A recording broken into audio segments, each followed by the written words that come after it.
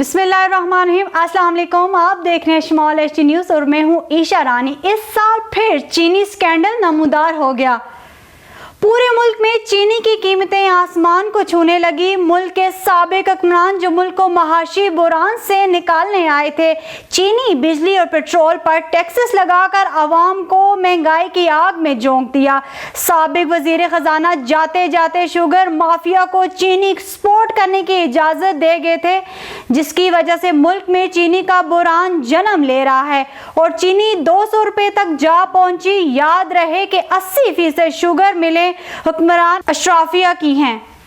आपको एक बार फिर बताते चलें, इस साल फिर चीनी स्कैंडल नमूदार हो गया। पूरे मुल्क में चीनी की कीमतें आसमान को छूने लगी।